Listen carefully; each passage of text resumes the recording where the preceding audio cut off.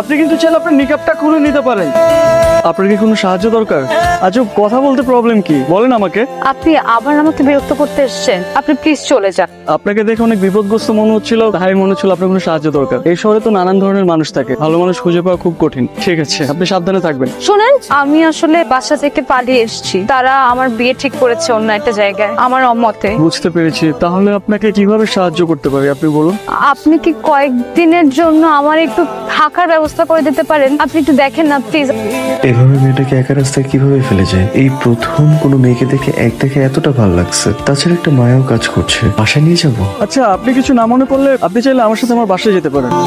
আমার বাসায় 2টা বেডরুম আছে। মাঝে মধ্যে মা গ্রাম থেকে আসলে আমার সাথে থাকে আর কি। আপনার যদি কোনো আপত্তি না থাকে তাহলে আমাকে বিশ্বাস করতে পারেন।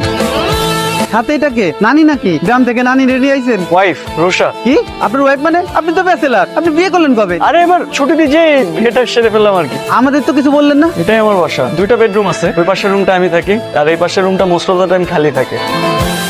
আপনাকে আমি কি বলছিলাম, আপনি ফ্রেশ হয়ে রেস্ট করবেন। আপনি বাসা গুছিয়ে গেছেন কেন?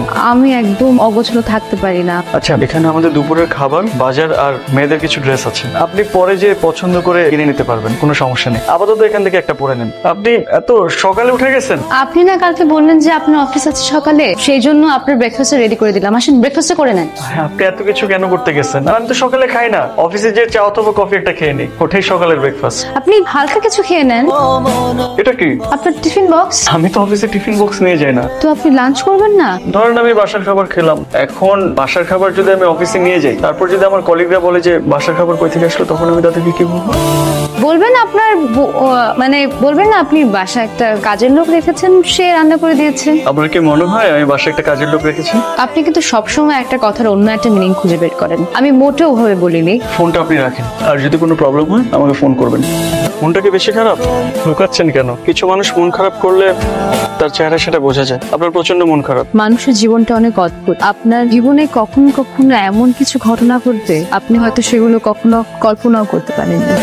আর আপনি জানেনও না যে সেই ঘটনাগুলো ঘটলে আপনি কি করবেন বা আপনার জীবন কোন দিকে মন নেবে। এসব ছোট ছোট ঘটনা নিয়ে তো জীবন, আর এইসব ছোট ছোট ঘটনাকে আপনি যত মনে রাখবেন তত পিছিয়ে পড়ে যাবেন। চাচা, আপনি হয়তো বাসার উপরে পাঠিয়ে দিছি। শুনলাম তুমি নাকি বিয়ে করেছো, বিয়ে করে বউ নিয়ে আসছো, তাই বৌমাকে দেখতে চলে আসলাম।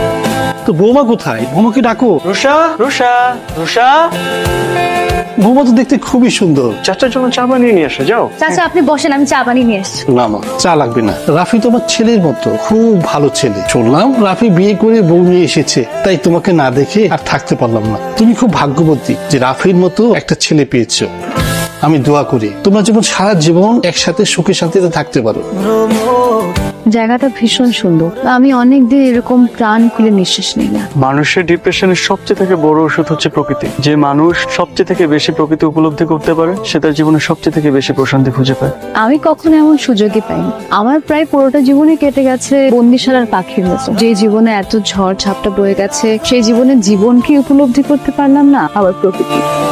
আপনি তো সব বাধা ভেঙে বেরিয়ে এসেছেন, এখন একটু নিজেকে নতুন করে তৈরি করেন না।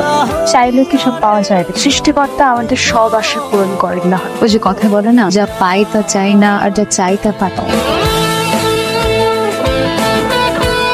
আপনি যদি আপনার জীবনে সবকিছু পেয়ে যান, তাহলে তো আপনি আপনার অস্তিত্ব হারিয়ে ফেলবেন। আমাদের জীবনে আমরা সবকিছু পেয়ে গেলে আমাদের না পাওয়ার আফসোসটা থাকে না, আর না পাওয়ার আফসোসটাই আমাদেরকে পুড়িয়ে খাঁটি করে, অস্তিত্ব খুঁজতে সাহায্য করে। অস্তিত্ব খুঁজে লাভ কি বলেন, যেখানে জীবনটাই একটা অমাবস্যার অন্ধকারের মতো। অন্ধকারই তো আলোর অস্তিত্ব।